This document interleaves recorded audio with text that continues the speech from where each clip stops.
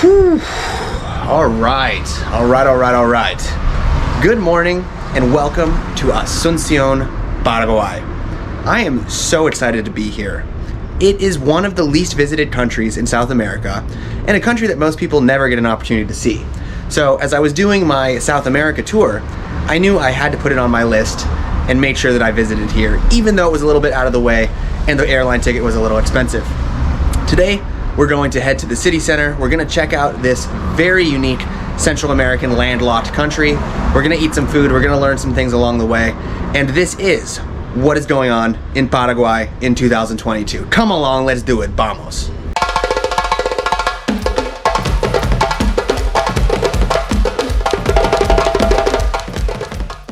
But first, if you're curious about what $30 per night gets you in one of the least visited countries and most poor countries in South America, this is what you're gonna get.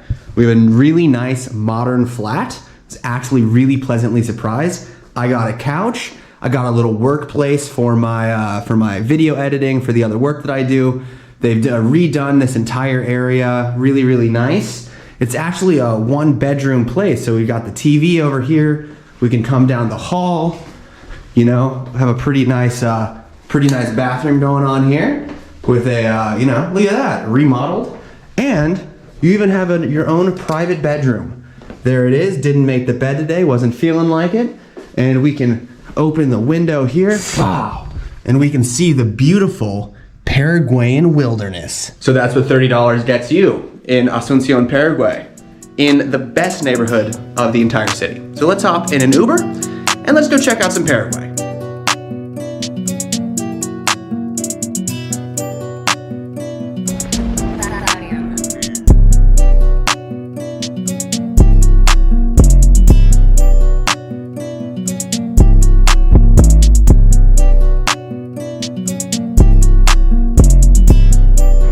All right, city center of Asuncion, we've made it. First impressions, it's a lot safer feeling than a lot of other city centers in Central America that I've been to, and in South America as well. Lots of normal people walking around, not a lot of sketch balls at this point, so feeling very excited about it. So, the first place on our little tour we've got here is the Casa de la Independencia. So, this is a very famous museum here in Asuncion, and beyond the fact that this was a house that a famous family lived in during the War for Independence, which I'll explain in a second, there's just a lot of really cool colonial buildings, which really is kind of the point of visiting the old center of Asuncion. It's kind of this beautiful, faded kind of glory that I personally really like, mixed with a little proto-nationalism, you know, the flags of the old Paraguayan state, very nice. And then this new mix of very interesting, different types of apartment buildings intermingled with these old colonial ones. So I'm liking what I see. I'm liking what I see a lot. So we've made it now to the beautiful center of Asuncion, and I'm just pleasantly surprised. This is a great looking place. I'm feeling comfortable, feeling happy, and so let's get to the history, because I think Paraguay has a very particular story that most people have never heard of. So this is kind of how it goes. The Guarani tribes, as well as other tribes of native Amerindians, lived here for, thousands of years, doing their thing, very nomadic.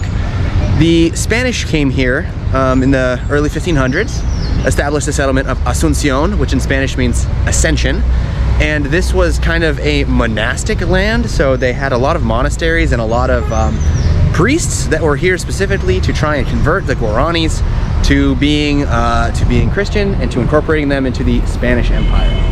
Paraguay is really out there. So this is a very landlocked place, and there weren't a lot of, for example, Spanish conquistadors or Spanish settlers coming out this far. So the main goal was to incorporate the Guarani into the greater Spanish society and have access to the Paraguay River, which spills out into the Atlantic Ocean.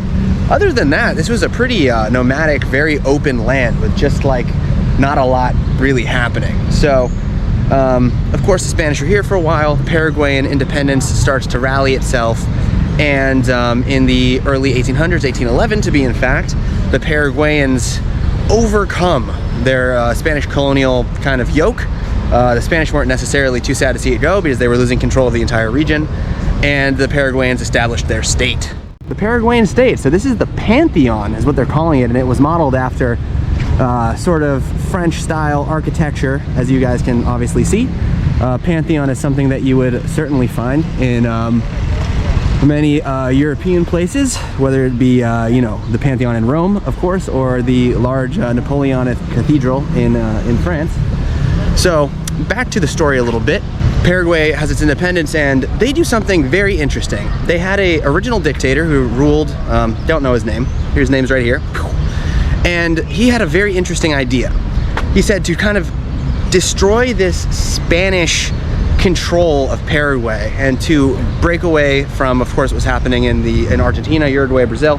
He wanted to destroy the white elite. And so to do this, he said it was impossible to intermarry another white person or another Spanish person from Europe or from a family from Europe, and they had to marry either a black slave or an Amerindian person, which created this country of mestizos. Mestizos are people who are mixed between half European and half indigenous, or mulattoes, half Amerindian, half black.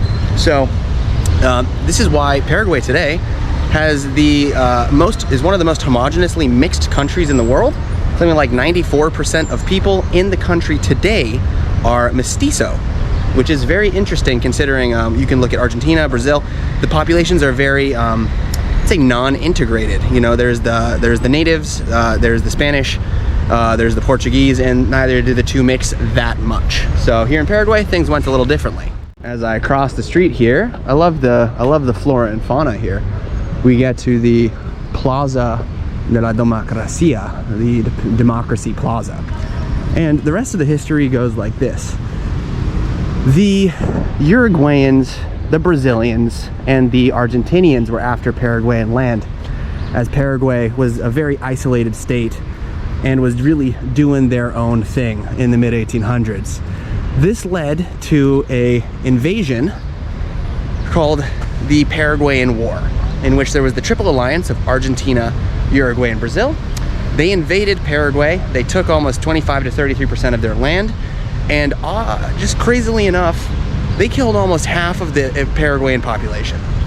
It was a disaster. And the Paraguayan society would take almost a decade, not a decade, I'm sorry, almost a century to fully recover from the devastation after that war. Saying out of almost 1 million people that lived here, over 500 to 600,000 of them perished during the war. And something like there was only 28,000 unwounded, healthy men in the entire country after the war. I mean, it was absolutely brutal, and it still goes down today as the most, or the highest loss of life in any war in South America. And so Paraguay, coming out of that, they really had a lot of work to do to create their state. But nonetheless, they were able to push through. Through the 18 to 1900s, they modernized a bit, although being one of the most poor countries in the area because of all the devastation that war left, of course. From the late 1800s to the early 1900s, they really tried to establish a democracy. From the early 1900s to 1945, I guess they had 31 presidents. Most of them were basically cooed out of power. It was really not functional, and the country wasn't really growing that much. What was growing was the sentiment that democracy was failing in Paraguay and that they needed some sort of figure to overthrow this period of hyper instability. Also, they got a lot of Nazis during 1945, and actually today Germans are a very big expat group here, both historically and non-historically. So you can actually find German bars and German food and some German influence all over Paraguay today.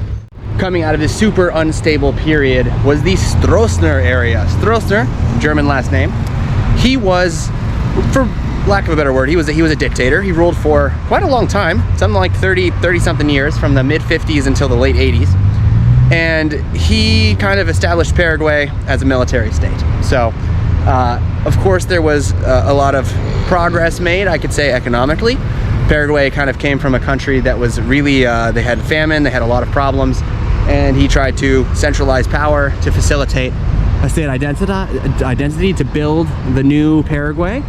But of course, with any sort of military dictatorship, especially in South America, it comes disappeared people, repression, violent actions, human rights violations, and all the latter. So I'm not going to speak too much on that because I don't know a lot about it. But the point is that Strostner left in 1989, and the modern democracy that we find in Paraguay today was created. And so here we go, Central Asuncion. Here we have the Banco Nacional de Fomento. So it looks like the National Bank of Paraguay, and some really nice new buildings amongst some of their older buildings. Like here we can see the Pantheon and another one over here. If there's anything you guys should know about Paraguay, here we have a very nice little photo representation of their country at sunset, is that it's a landlocked country, is that the population's around 7 million people, is that the weather, this is a day in their late fall, absolutely gorgeous, and that this country, their people are very particular. So we talked about them being mestizo, which is part of it, but because they're mestizo and because there's this big native Amerindian sort of heritage, Guarani, which is the official second language of the country, is spoken by something like 85 to 90% of all people in the entire country, and sometimes as a first language, especially in rural areas. Especially if you go to small villages, like, people are not speaking Spanish. So that's a really big marker for a country in South America where Spanish is, of course, the ideology here. Spanish is kind of part of the deal, but here it is the side deal of what you could probably say it would be the southern part of Peru and maybe in Bolivia as well. Paraguay is something a little different. Their food's a little different, their culture's a little different, the language is totally different. On a lot of signs you can see Guarani, the second language of the country, which I find very particularly interesting. Another funny thing is, I didn't expect this, is that Paraguay is also a mate country, but in this country they do it a little bit differently. So here you guys can see the traditional mate. So there's the cup, there's the bombilla, and instead of having the little, like, more modern flask, they have a small kind of like coffee pot that they fill with water, and everyone seems to carry that one around as well. But just like they do in Uruguay, it seems like many people have their own little mate apparatus, which is dope.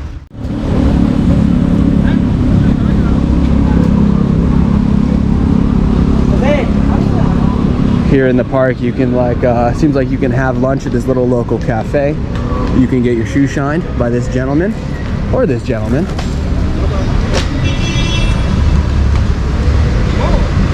And it seems like a lot of local people are eating lunch right here.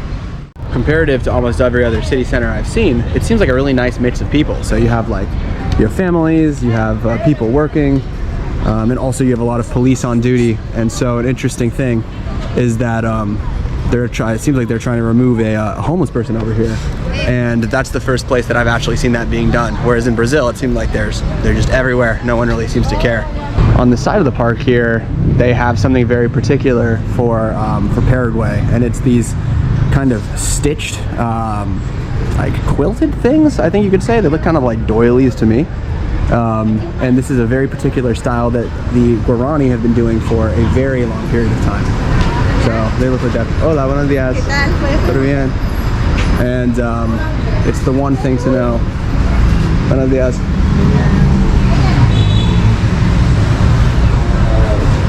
We got some woodwork. We got some nice bags. We got some dream catchers. It's all very nice. Very beautiful stuff. So I've been walking around the city center here for a second, and I've seen something puzzling, but also sad. You guys want to see? So here we have a beautiful church. This is the Central Cathedral of Asuncion. It was built quite a while ago. Here we have the Catholic University of Paraguay. Also very nice, very beautiful building. But what I want to show you is just back here in the Independence Plaza.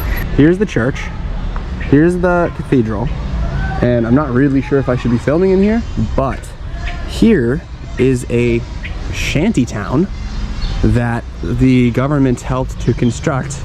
Apparently 10 years ago, there was a big flood, and these people are called the Bañados, which means the people from the lowland, and they had nowhere else to go, so they came here, and now they've constructed their own little community. I mean, it's very strange. You have ancient statues next to people living in shacks, basically. I mean, it's very weird. All right, I'm turning back out because even though it seems okay in the sun, and there's a police at the end of the street, one of the local guys told me that it's too dangerous to walk in here and someone's gonna rob me. So, going out, but very strange nonetheless. So there was a policeman standing over there, and of course I didn't film him because that would have been rude and probably not allowed. But basically what he said is that these people have been staying here. They're new people. They come every 6 months. The government moves their stuff. They bring their stuff back. This area in the city, basically this way towards the water and back down here, he said is not a safe place to be walking around even during the day. So I'm gonna take my talents. Over here. He said the likelihood of me getting robbed is probably 50%.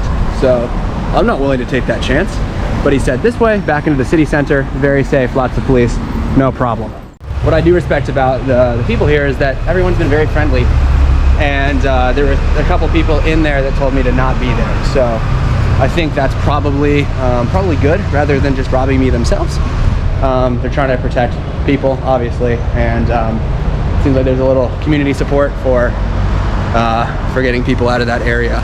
So if you've been to Paraguay and you've seen the shanty town in the center of their city, let me know. What do you think in the comments below? How weird is that? So here we are. We've made it to the beach just a little bit north of the old city center, and this is kind of where Asuncion became a city, and the reason it did. Asuncion is right on the Paraguay River and the Bahía de Asuncion. It's like this little like bay here, and this is the lifeline of this entire region, as Paraguay is really a landlocked country directly in the center of kind of the southern part of the Amazons, the Andes. I mean, this is a really isolated country, which is why the population is so small. So this is like a nice place where people can come out. They can enjoy the nice sandy beach here. You know, if they want to, they can go to the river. And actually here they have like water taxis that theoretically would take you from one side to the other side of the river, as many people, because this is quite a poor country, probably don't own cars. So this is kind of their only option of getting across the river in a pretty easy way. The water taxis are pretty simple. They have these little tents with some life vests. You can pay 10,000 guaranis, or about $1.50, to get across the river. And there you guys can see one of the water taxis going now. Pretty simple boats with a simple motor, little like probably family run stalls. There's probably like 6 stalls along the edge here of the Paraguayan River. And there you go, go across the river, 10,000 guaranis.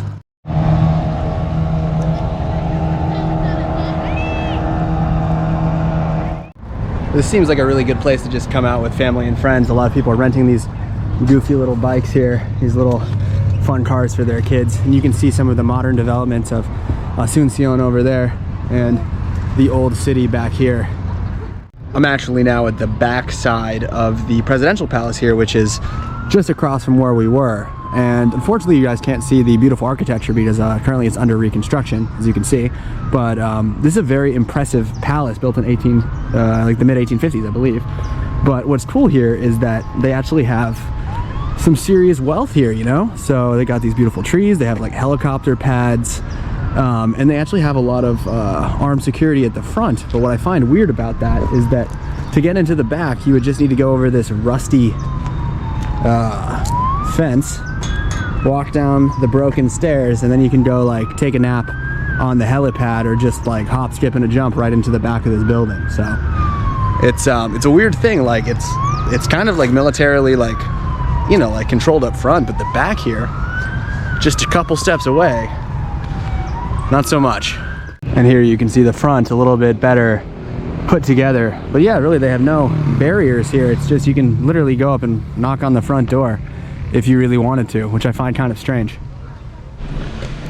Ooh, so I've ended up in somewhere really cool. I'll show you the other room. But this is an old pharmacy that's been here since 1905. And they've left this room incredibly, I don't know, like antiquated, you know, with the old bottles and everything. And over here, they even have the old cash register, the old, you know, you can see yourself. What's up, guys? How you doing? We have some stamps in German, interestingly enough. And interesting, this is called the Farmacia de Catedral, and I don't know, it's so cool that they've left all this stuff. Look at this thing. Who's doing stuff with this? Beautiful, actually. Pope. 1900s era case. Got some old adverts. They even have the pill pressing and this like almost like a gun making thing. I don't even know what's going on here. They got the old weights. Cool. And then it turns into a normal store, but they still kept the old facades. Very, very cool. From the outside here, Farmacia de la Catedral. They got the strobing and the Paraguayan flag. So I don't know about you guys, but I think it's time we find something to comer. I've just walked through the very straight, very linear streets of Asuncion to take you guys to this little neighborhood. Look at that bus, they're all fun colors. A lot of motorcycle, whoever these people are, to go to a nice restaurant over here. So look at this, we got this beautiful mini mark with I don't know, I've never seen anything like this. It's like in a cage. So I don't know what that's gonna tell you, but we're here to go to a restaurant for very traditional food. Is it this one? I don't think it's this one.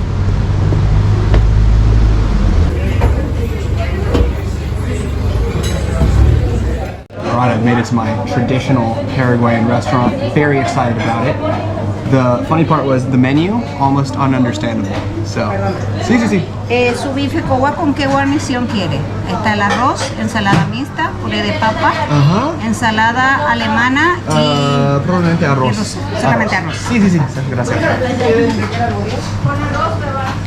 Okay, so the menu, very confusing.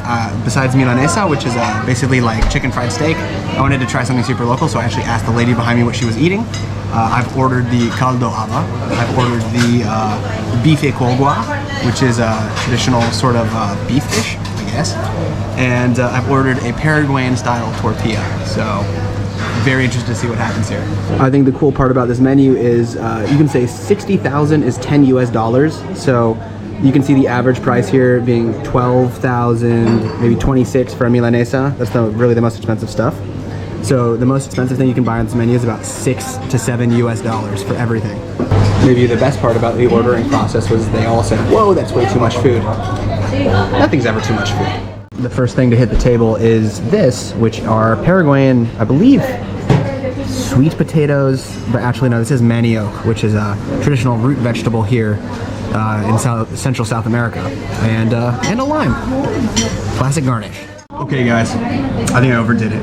So we've got the beautiful soup here. This is caldo ava, is what they're calling. It's some sort of mixed soup. We've got some beautiful looking carrots. We've got nice pieces of sweet potato. Oh, and yes, there are large pieces of cow intestine, also known better as tripe. I love tripe though, big fan. They put an unbelievable amount of tripe in here. I mean, like, I'm a tripe guy, but this is like half of the intestines of the pig, man. It's a serious bowl. Can you do it? Dish number 2 is the tortilla a caballo. So like tortilla, I don't know, like horse style. 2 eggs, onions, and this looks very different than any Spanish tortilla that I've ever seen. It's crispy fried. I actually have no idea what that is. Interesting. All right, so now we are going to try this soup with all of the delicious tripe in here. Salud.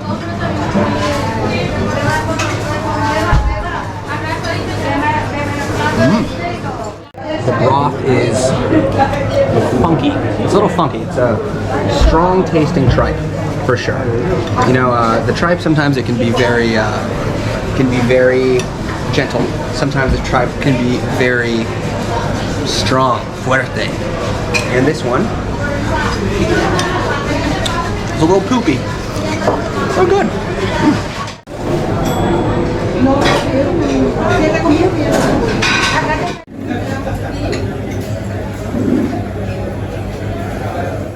All right, we got it. Number 2. This is the tortilla a caballo, or the, I don't know, the Paraguayan tortilla on a horse. We got a nice piece here. We got it covered in egg yolk. Got some onions on there. Beautiful. Let's give it a shot.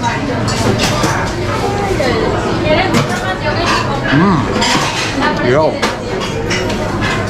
That's really good. This thing is like an eggy fried pancake. You can see the inside of it.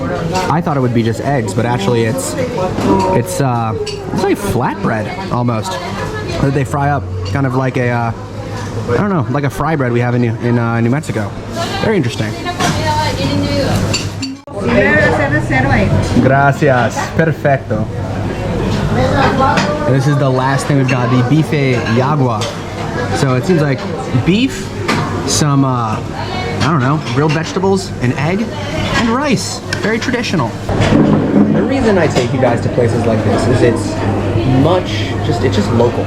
You know, like all of these are $3 to $4 per dish. The people are super nice. It's all about getting in, getting out. This is a lunch place, so everybody in the city comes here.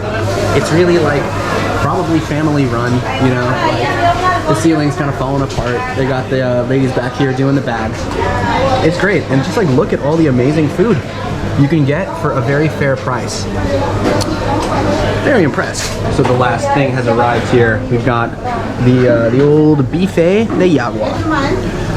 This is looks like a piece of steak. So let's give it a try. Working man's food. Working man's comida. It's a thin steak, like a flank steak. Definitely cooked hard. Put in the microwave. See how good it is. Super overcooked, but very flavorful. Oh, gracias, muchas gracias. Oh, so nice. They just gave me like a dessert. I think because I bought so much food and they wanted me to try this. It's I don't know. We're gonna have to try it when we're done with the old poop soup here. Anthony Bourdain used to call this the squiggly bits, and yeah, you can see it. Okay, that was intense, and I left with a lot of food. The point is that the food in places like this are built for the working people. It's the innards of the animal. It's fried flour or corn flour, off choices of beef, maybe old beef, some vegetables, some rice. Something really beautiful about it, and I love, like, not peasant food, but, you know, the working man food. I don't think everything needs to be so complicated in this life, and so, I don't know, it seems like Paraguay, the heart of Asuncion, really has it figured out for the people, so that they can eat lunch out and enjoy, like, a nice home-cooked meal. So, the last place I'm taking you guys is the Mercado Municipal Market, and basically, it's just a food hall. It seems like there's a couple butchers, there's a couple people selling fish and stuff, but the majority of the market are just places for people to get lunch, maybe buy some fruit on the way home or some manioca. And then the rest of this area are like little local kitchens with like little abuelas cooking, which I think is pretty cool, you know? I'm sure it's incredibly cheap, because there's the kitchens literally, like they're little sheds. And I don't know, there's something very, very humble and nice about the food culture in this country, and it seems like it's really built for everybody, which I appreciate.